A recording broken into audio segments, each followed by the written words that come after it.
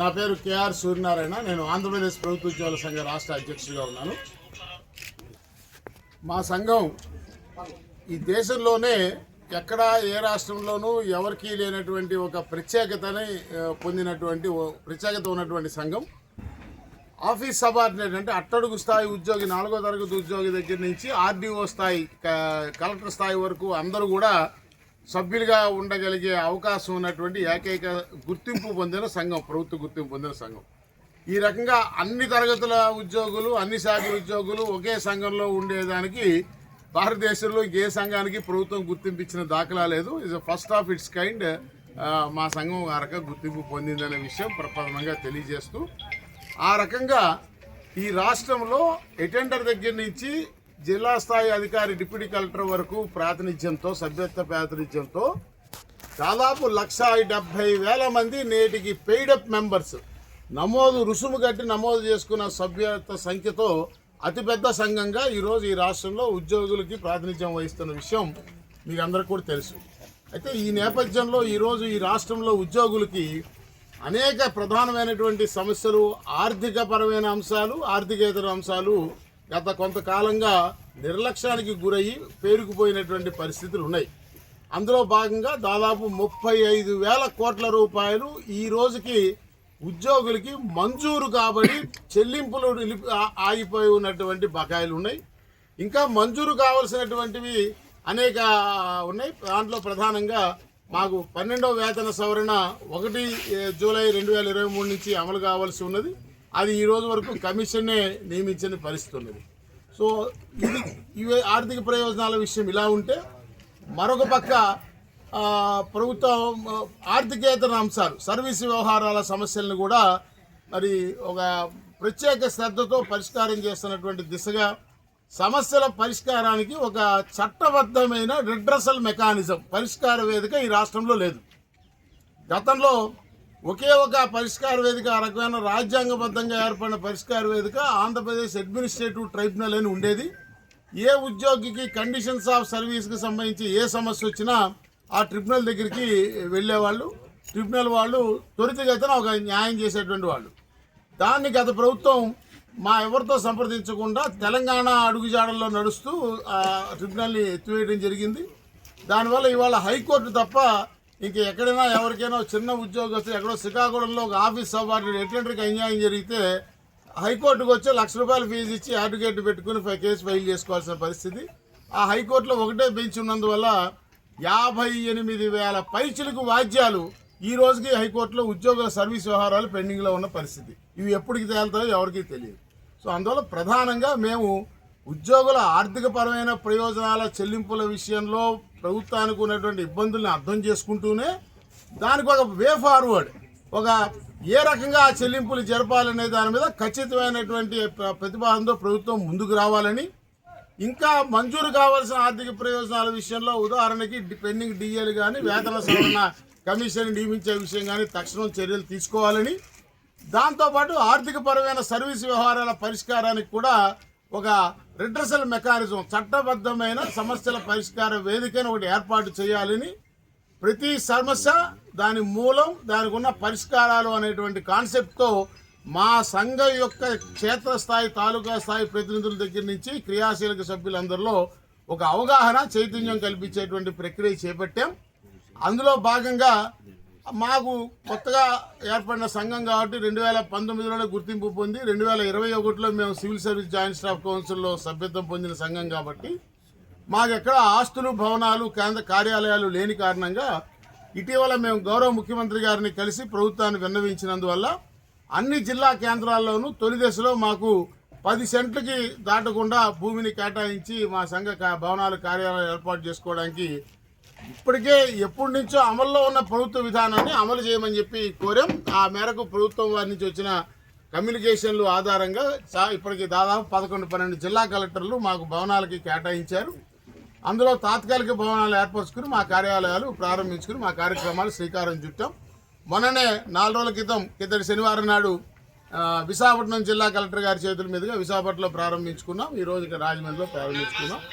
వచ్చే ఉగాది నాటికి 20 ఏర్పడబోయే ప్రతిపాదించిన 3 కొత్త జిల్లాలతో కలిపి వచ్చే ఉగాది నాటికి 29 జిల్లాల్లో జిల్లా కేంద్రాల్లో సంఘ కార్యాలయాలు ఏర్పాటు చేసి పటిష్టంగా సంస్థాగత నిర్మాణం చేసి ఇక ఉగాది తర్వాత వచ్చే ఆర్థిక సంవత్సరం నుంచి మరి ఉద్యోగుల ఆర్థిక ప్రయోజనాలు సర్వీస్ ప్రయోజనాల విషయంలో పరిష్కారం దిశగా ప్రభుత్వం మీద ఒత్తిడి తీసుకొచ్చేటువంటి ఒక కార్యాచరణ తీసుకోవడానికి మేము సమాయత్తం అవుతున్నామనే విషయాన్ని తెలియజేస్తూ అందులో భాగంగానే ఆర్థికపరమైన విషయాలకు వచ్చేటప్పటికి మొన్న ఆమోదించిన ఈ ఆర్థిక సంవత్సరం బడ్జెట్లో మాకు బాకీ ఉన్నది చూపించారా తప్ప 25,000 కోట్లు చెల్లింపులకి ఏమీ కేటాయింపు ప్రతిపాదించలేదు. కాబట్టి వచ్చే ఆర్థిక సంవత్సరం బడ్జెట్ రూపొందించే సమయంలోనే ఖచ్చితంగా ప్రభుత్వం ఉద్యోగులకి ఆ రోజుకి పేర్కొన్న బకాయిలు ఎంత అనేది ప్రతివారి సర్వీస్ రిజిస్టర్లో నమోదు చేసి ఆ బకాయిల చెల్లింపుకి కేటాయింపులను కూడా బడ్జెట్లో ప్రతిపాదించాలి. లేని పక్షంలో మా సంఘం ప్రతిపాదిస్తున్నట్టుగా ఆ మొత్తం విలువకి సంబంధించిన విలువగా సమానమైనటువంటి భూమిని ఇళ్ల స్థలాల నిమిత్తం ప్రభుత్వం ఉద్యోగులకు ఇవ్వాలనేటువంటి మా విధానాన్ని ఆమోదించాలనే డిమాండ్తో మేము ముందుకు పోవడానికి నిర్ణయించుకున్నాం తెలియజేస్తాం.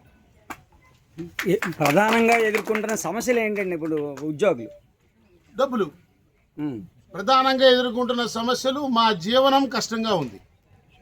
జీవనం అనేది ఉద్యోగికి జీవనము ప్రభుత్వం నుంచి వచ్చేటువంటి జీతము ఇతరత్ర బత్యాలు రావాల్సినటువంటి ఆర్థిక ప్రయోజనాల మీద ఆధారపడి ఉంటుంది. ఉద్యోగికైనా విశ్రాంత ఉద్యోగికైనా పెన్షన్ రూపంలో. సో ప్రస్తుతం ఈ రెండు మాకు రావాల్సినటువంటి ఈ ఇద్దరికి కలిపి రావాల్సినటువంటి ఆర్థిక ప్రయోజనాలు గత ప్రభుత్వం దిగిపోయే నాటికి జూన్ 2024 నాటికి 25,000 కోట్ల రూపాయలు పేరుకుపోయిన బకాయి ఉన్నది. అది ఇప్పుడు ఈ 18 నెలల్లో కూడా కలుపుకుంటే ఇప్పుడు 35,000 కోట్లకు చేరింది. ప్రభుత్వం బడ్జెట్ పెట్టేటప్పుడు గత ఆర్థిక సంవత్సరంలో ఈ రన్నింగ్ ఆర్థిక సంవత్సరంలో బడ్జెట్ని అసెంబ్లీలో పెట్టేటప్పుడు మాకు రావాల్సిన బాకీ ఆ రోజుకి 25,000 కోట్లు ఉందని చూపించారు. కానీ అది ఎలా చెల్లిస్తామని వే ఫార్వర్డ్ని కానీ ఆ బాకీకి కేటాయింపు రూపాయి కూడా కేటాయింపు కానీ ప్రతిపాదించలేదు. సరే, ప్రభుత్వం ఏర్పడినాక పెట్టిన తొలి బడ్జెట్ కాబట్టి ఆ రోజుకున్న రాష్ట్ర ఆర్థిక పరిస్థితిని దృష్టిలో పెట్టుకుని అసలు ఎక్కడ ఎంత అప్పు ఉందో కూడా లెక్కలు ప్రభుత్వానికే బడ్జెట్ పెట్టడానికి అంచనాకి అందక జూన్లో ఏర్పడిన ప్రభుత్వం నవంబర్ వరకు బడ్జెటే ప్రవేశపెట్టలేకపోయిన పరిస్థితిని అర్థం చేసుకుని ఆనాడు మేము ప్రభుత్వం మీద ఒత్తిడి తీసుకురాలేదు. అయితే ఇప్పుడు కూడా ఒత్తిడి తీసుకురావడం లేదు. వచ్చే ఆర్థిక సంవత్సరానికి మీరు ఇప్పుడు సంవత్సరంన్నర అయింది కాబట్టి స్థిరపడినారు కాబట్టి ఇక వచ్చే ఆర్థిక మరోపక్క పెట్టుబడులు వస్తున్నాయి రాష్ట్రానికి అని ప్రభుత్వమే చెప్తోంది కాబట్టి ఆదాయం ఇప్పుడు ముప్పుడుగా పెరిగిందని క్లెయిమ్ చేస్తున్నారు. కాబట్టి వచ్చే ఆర్థిక సంవత్సరం పెట్టే బడ్జెట్లో ఆ రోజుకి మార్చి 31, 2026 నాటికి ప్రతి ఉద్యోగికి రావాల్సిన బకాయి ఎంతో లెక్కగట్టి వారి సర్వీస్ లిస్టులో నమోదు చేసి ఆ మొత్తాన్ని బడ్జెట్లో మాకు రావాల్సిన బాకీ దానికి ప్రభుత్వ చెల్లింపు ప్రతిపాదనలు ఏంటో బడ్జెట్లో పొందుపరచాలని మేము కోరుకుంటా ఉన్నాం. అలా కాని పక్షంలో మేము ప్రభుత్వానికి ఒక ప్రత్యామ్నాయ పరిష్కారాన్ని సూచించాం. ప్రతి ఊర్లో ఉద్యోగికి వారికి రావాల్సిన బాకీకి ఆ ఊర్లో ప్రభుత్వ భూమిని ఇళ్ల స్థలం కింద కేటాయించండి. 2 సంవత్సరాల్లో ఇల్లు కట్టుకుంటే బ్యాంకు వారి దగ్గర నుంచి మేము చేసుకునేటువంటి హౌసింగ్ లోన్కి వచ్చే వడ్డీలో ప్రభుత్వం సబ్సిడీ ఇస్తాననేటువంటి ఒక పథకాన్ని రూపొందించినట్టయితే 2 ఏళ్లలో ఉద్యోగులు ప్రతి ఊళ్ళో ఇల్లు కట్టుకుని కాలనీలుగా డెవలప్ అయ్యి అసలు నగర అభివృద్ధికి సెకండ్ టైర్ ఊళ్ళు డెవలప్ కావాలంటే పట్టణాలు ఆల్రెడీ విశాఖపట్నం విజయవాడ పట్టణాలు కాదు, సెకండ్ టైర్ నగరాలు కూడా అభివృద్ధి చెందాలంటే వాటికి ఊరికి బయట అన్ని పక్కల కనుక ఈ రకం ఉద్యోగుల సమూహాలు ఇచ్చినట్టయితే ఆ ఊరు కూడా అభివృద్ధి చెందుతుంది. మా బాకీ బదులు ఆస్తి వారసు మాకు ఏర్పడుతుంది. కాబట్టి ప్రభుత్వానికి ఉద్యోగులకి సమాజానికి రాష్ట్ర ఆర్థిక వ్యవస్థకి ఉపయుక్తంగా ఉంటుందని మేము ప్రతిపాదన చేశాం. కాబట్టి వచ్చే బడ్జెట్లో అయితే మాకు రావాల్సిన బాకీ ఎలా చెల్లిస్తారో ప్రభుత్వం ప్రతిపాదనలైనా కేటాయింపు ప్రతిపాదనలైనా చూపాలి, లేదా మేము సూచిస్తున్న పథకానికైనా ఆమోదం తెలపాలి. ఈ రెండు కాకుండా ఇంకా బాకీ ఎంత ఉందని మాత్రం చెప్పి చెల్లింపు గురించి మౌనం దాలిస్తే ఇంకా భరించేటువంటి పరిస్థితి ఈరోజు ఈ రాష్ట్రంలో ఉద్యోగ ఉపాధ్యాయ పెన్షన్లకు లేదనేటువంటి విషయాన్ని మీ ద్వారా ప్రభుత్వానికి తెలియజేసుకుంటాం. గతంలో మీరు వైకాపా ఉన్నప్పుడు రాష్ట్ర వ్యాప్తంగా మీరు తిరిగారు, ఉద్యోగుల సమస్యలు తీరుస్తానని చెప్పారు. ఇప్పుడు అదే సీట్లో మీరున్నారు. మరి ఈ పరిష్కార మార్గం మీరు ఇంకా వేరే ఎలా చూస్తున్నారండి? ఇప్పుడు వాళ్ళు టార్గెట్ పెట్టి అది చేస్తారు ఇది చేస్తారు అంటుంటే మరి మీ డిమాండ్ ఏంటి? అదే కదా చెప్తున్నా. మా సంఘము అబ్సల్యూట్ పొలిటికల్ న్యూట్రాలిటీ. మాకు వైకాపా, తేదాపా, భాజపా అనే ఎటువంటి పార్టీలతో ఎటువంటి సంబంధం లేదు. మేము మా సంఘం మూల సూత్రమే. మీరు గతంలో ఏమన్నారంటే వైకాపా ప్రభుత్వం ఉన్నప్పుడు మీరు రాష్ట్ర వ్యాప్తంగా క్యాంపులు నిర్వహించి ప్రభుత్వాన్ని పడగొట్టాలి, మన ఉద్యోగ సంఘాలన్నీ ఏకమవ్వాలి అని మీరు పిలిపించారు. ఈ నేపథ్యం మీరు చెబుతున్న పదజాల ప్రయోగం నేను వినియోగించినట్టుగా ఎక్కడైనా ఒక చిన్న ఆధారం ఉంటే చూపించారు. రాజమండ్రిలోనే ప్రెస్ మీట్ పెట్టారండి గతంలో కూడా. నేను ఏం మాట్లాడానో ఏం చెప్పానో నాకు చాలా స్పష్టత ఉందండి. నా నోటితో నేనేనాడు ఒక రాజకీయ పార్టీ పేరు ఉచ్చరించలా. ఆనాటి ప్రభుత్వంలో ఉద్యోగులు ఎదుర్కొన్నటువంటి ఇబ్బందులు సమస్యల్ని ఖచ్చితంగా ప్రస్తావించా. అలా ఉద్యోగుల్ని శత్రువులుగా చూసి ఇబ్బందులు గురి చేసేలాంటి ప్రభుత్వాలు పాలకులు ఉండడం ఉద్యోగులకి క్షేమం కాదని చెప్పా, ఖచ్చితంగా చెప్పా. నాడు చెప్పా, దానికి కట్టుబడి ఉన్నా, నేడు చెప్తున్నా. ఆ రకమైన వ్యవహార శైలి ఏ ప్రభుత్వం ఉన్నా మేము ఇలాగే ప్రవర్తిస్తాము. మాకు పార్టీలతో సంబంధం లే. మీరు ప్రస్తావించారు కాబట్టి చెప్తా ఉన్నా. నాటి ప్రభుత్వము నేను జీతాలు పెన్షన్లు 1వ తారీఖు చెల్లింపుకి చట్టం లేదు కాబట్టి ఈ రకంగా మా డబ్బుని 25,000 కోట్లు వినియోగించేసుకుంది కాబట్టి తప్పుగా మా జీపీఎఫ్ ఖాతాలోంచి సొమ్ము మాకు చెప్పకుండా దొంగతనంగా తీసేసుకుంది కాబట్టి నాటి ప్రభుత్వం మాకు చట్టం చేయమని ప్రభుత్వాన్ని ఆదేశించండి మహాప్రభు అని గవర్నర్ని కలిస్తే పాకిస్తాన్ తీవ్రవాదిని కలిశానన్నట్టుగా నా మీద కేసు పెట్టి నన్ను చంపేమంది ఆ ప్రభుత్వం.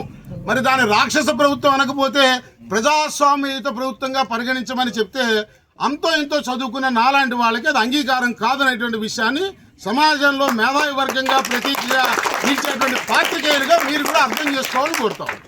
సార్, పాత పెండింగ్ డిఏ పిఆర్సీల అంశంపై ప్రభుత్వ స్పందన మీరు ఎలా తృప్తికరంగా ఉందనుకుంటున్నారా? ఎలా ఉంది? ఎందుకుంది?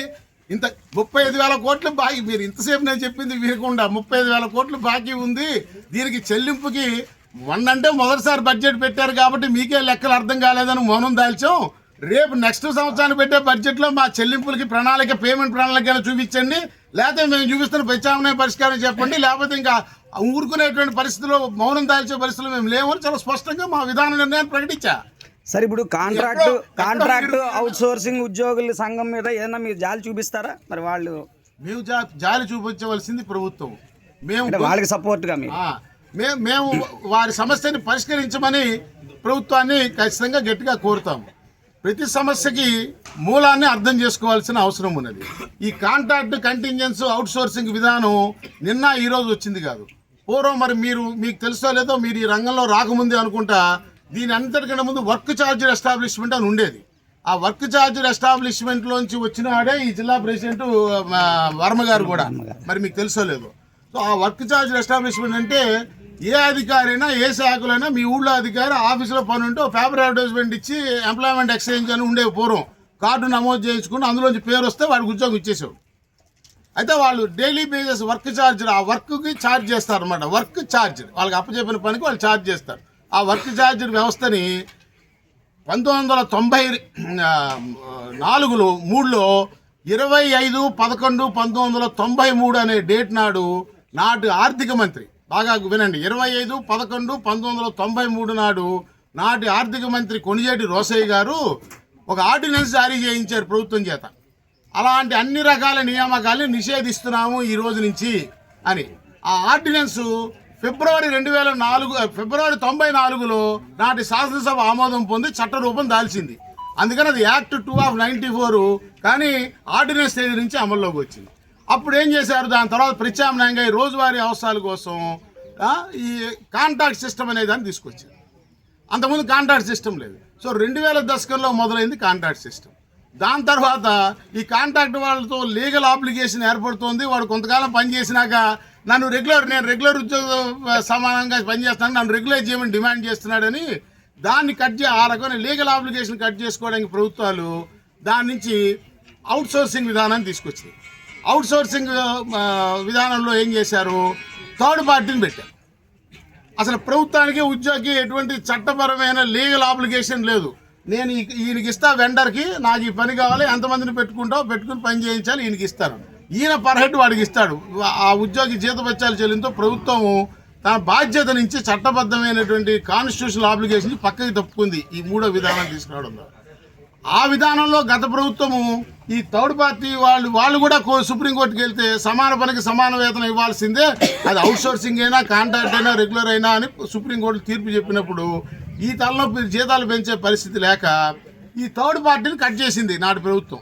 వీడు కొంత కమిషన్ తీసేసుకుంటున్నాడు కాబట్టి వీడిని కట్ చేసి వీడి స్థానంలో ప్రభుత్వం ఆప్కాస్ అని ఒక వ్యవస్థను తీసుకొచ్చింది.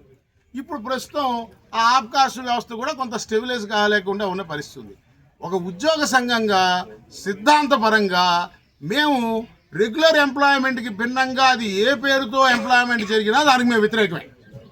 ఆ రకమైన నియామకాలు చేయడం అనేది ప్రభుత్వాలు రాజ్యాంగంలో నిర్దేశించిన ఆదేశిక సూత్రాలు, పాలనకి కొన్ని ఆదేశిక సూత్రాలు ఉంటాయి రాజ్యాంగంలో.